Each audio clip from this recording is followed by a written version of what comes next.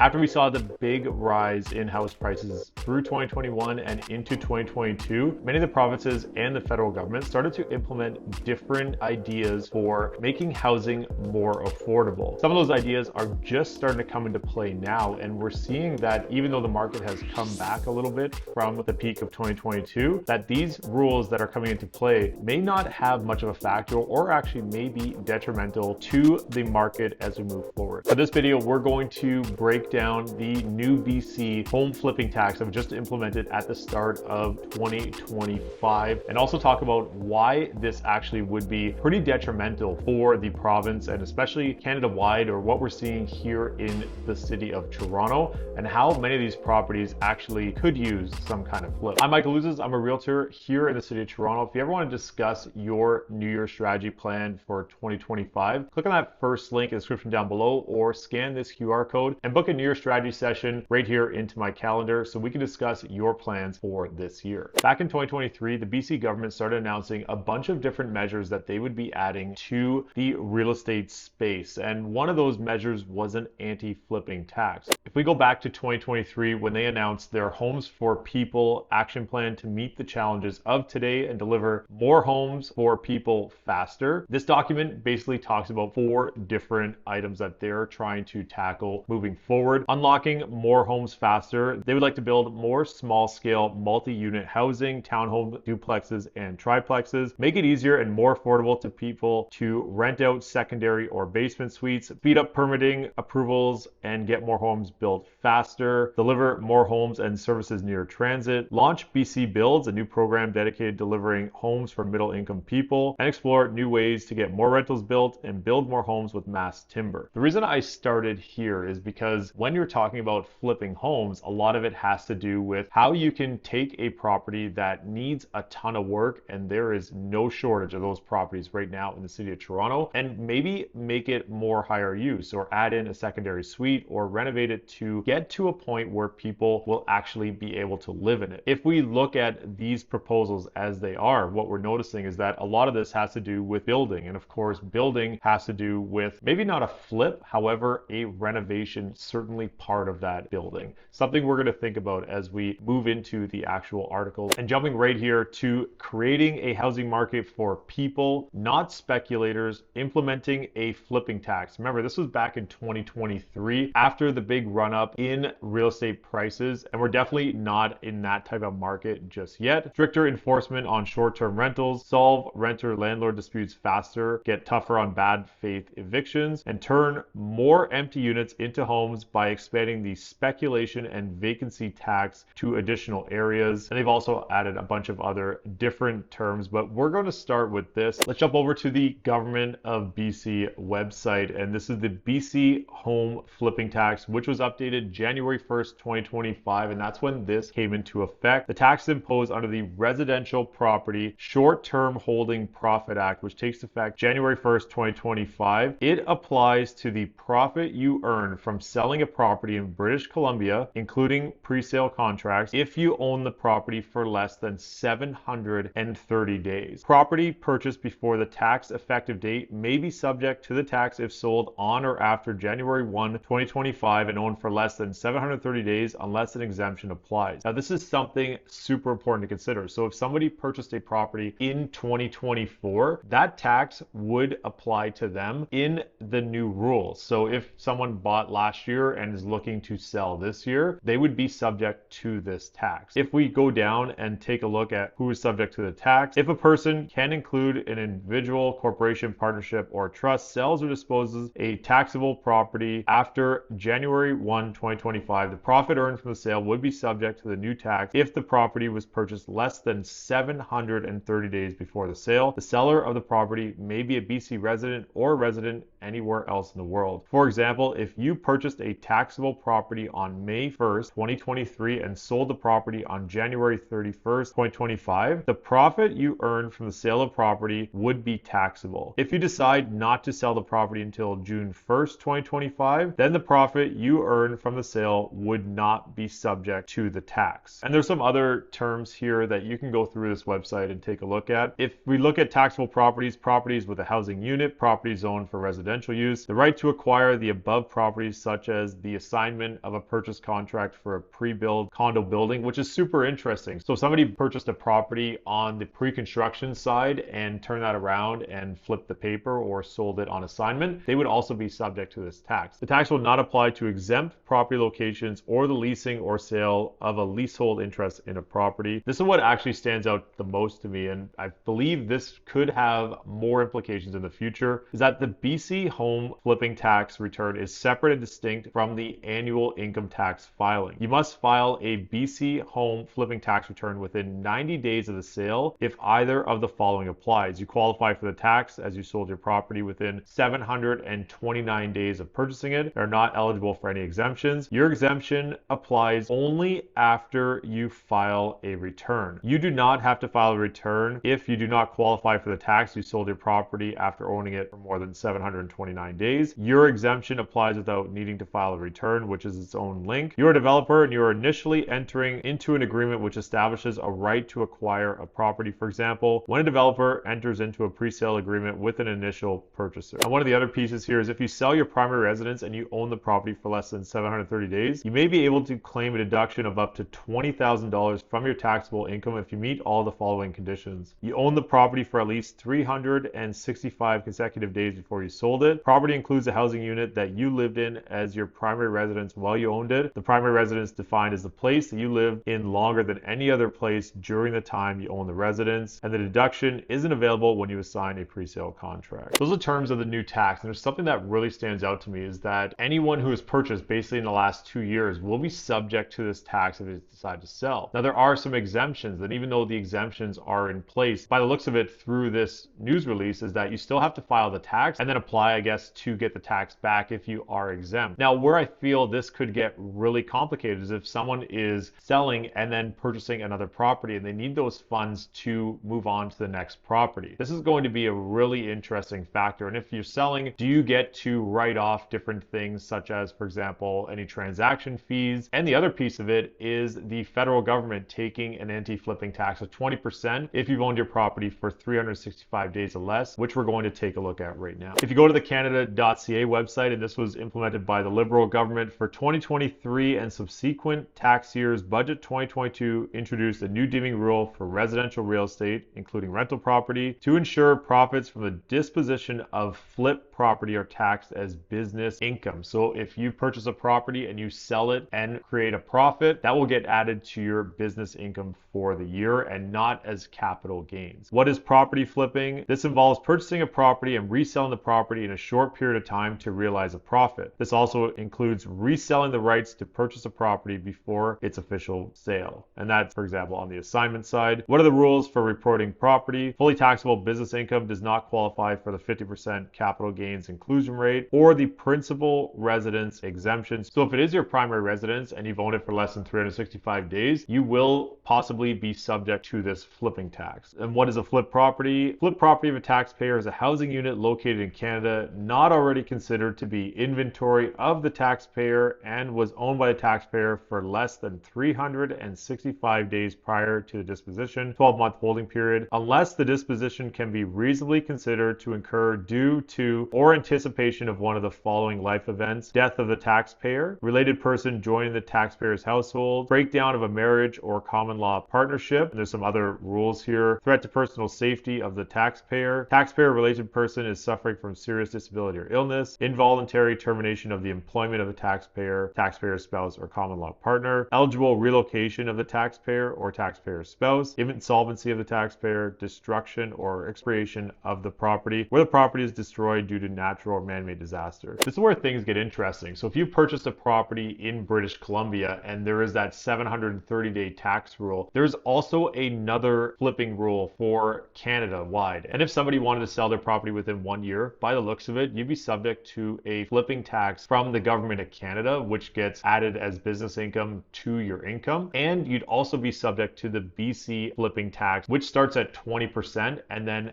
has a gradual scale down over the course of 2 years. If you're curious on the exemptions of the BC home flipping tax, you can go to their website and see them all. They're very similar to what we just saw on the Government of Canada's website, but essentially, if your property is in an exempt location, if you are an exempt entity, if you acquire the property as a beneficiary of real estate investment trust, or you use your property exclusively for commercial purposes. And you can take a look on BC's website to see all the different exemptions, but just very similar to the Canada.ca exemptions and life circumstance exemptions here. So death or death of related individual, serious illness or disability, eligible relocation, change in household membership, breakdown of marriage or common law partnership, involuntary termination of employment, and threat to personal safety. So those are all the rules about the tax, but let's talk about the implications this could have when it comes time to actually ground level real estate, and why when the government steps in to make these rules, it actually could have a reverse effect of what they're intending. If we take a look at BC's proposal and why they want to implement this, they want to have properties for end users and people that are not speculators in the properties. Well, let's take a little bit of a step back here. And if you took a look at one of my previous videos where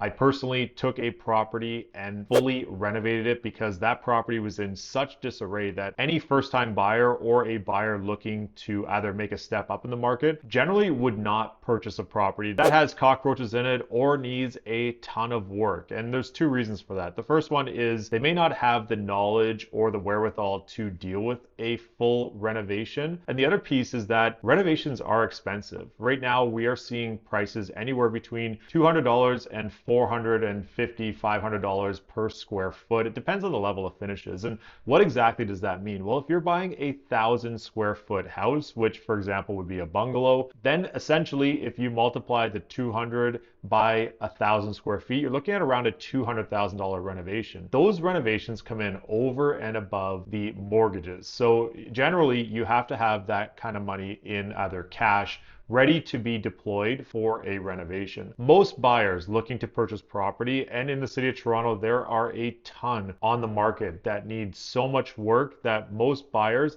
have just basically turned away from them, and those properties have been sitting for quite a long time. If we look at the inventory that's been carrying over year, and also that's been sitting the longest, those properties definitely need the most amount of work. If we look at those properties and their pricing, they're generally in around the $900 to $1.2 million range. Now, it might sound like a lot for a property that needs a ton of work, but the reality is those properties renovated would sell for much more than that. That being said, if we calculate how much work those properties actually need, it would cost multiple hundreds of thousands of dollars for those properties to get into a condition that are actually livable today. If we are taking out the renovators, the flippers, the contractors who would purchase those properties that are in total disarray, do some quality work in them, and then put them back on the resale market, essentially what we're doing is not unlocking that inventory for future use. And I understand totally that if there is someone who's going to be doing all that work, they're generally selling at a profit. Well, they're also taking on the risk of maybe not selling at a profit. And anyone who's been flipping property in the last year or two certainly hasn't had the margin for resale typically on these properties after all the work is said and done. Now that these taxes are in play, those properties that are in total disarray that first-time buyers and step-up owners or maybe even step-down buyers have no interest in purchasing because they just need so much work, those properties are really only attractive to those buyers who will be putting in the money to get them up to speed and either living in them themselves or putting them back on the market for resale so that the next buyer can purchase it with a mortgage and live in it very comfortably as a safe product. Now, the one caveat to that is I'm not talking about your lipstick reno or lipstick on a pig renovation. And I'm definitely someone who points that out to my buyers. If the renovation is not a great quality, it's something where I wouldn't recommend that they actually purchase. I'm talking about the properties that are actually done the right way. They have the proper permits, they have the great trades, and they're done very well so that the next buyer can really enjoy it knowing that all the permits have been closed and everything's done above board. That being said, if you are a buyer that wants to do the renovations, those permits could take some time, and there's carrying costs involved of the property and also the cost to renovate. And that's where I feel like this anti-flipping tax is a big miss for the province of BC. The last piece of it is, well, this sounds pretty good from a perspective of, well, we're going to get all the flippers out of the market. Generally, house flippers are not competing for property because they know that if they pay the market price or above market price for a property, they don't intend to stay in it and live in it for 10 years time. If you're a buyer and you're in a multiple offer situation, for example, and it's your dream house and that property sells at today's market value, generally the builders and the contractors, flippers are not competing for those properties. They're looking for the properties that are in such disarray that they need a ton of work and they want to get them at bargain pricing. And that's where those properties that are sitting for months and months of time might be overpriced. And if the price is right, that's when the builders will come in and snap up those properties to make them actually livable in the future. I do feel this is a bit of a miss for BC. And if it's something that comes to Ontario, we will continue to see all these properties that need a ton of work not actually get absorbed and back into the market when we are looking for more housing. And the other piece of that is they're talking about turning more properties into duplexes and triplexes. Well, the people who are doing that kind of work for multiple hundreds of thousands of dollars are generally builders and contractors who have the means to turn a dilapidated property into an actual usable duplex, triplex, or multiplex property. I'd love to hear your thoughts down below on what you think of this new tax in BC. And if you're a buyer who just purchased in the last year, if you decided to sell your property today and be subject to that tax, how would you feel here in the city of Toronto? And if you're a buyer who purchased in the last year or two and would be subject to that flipping tax on both the federal and provincial side, I'd love to hear your thoughts down below as well. I'm Michael Ouzas. Thanks for watching.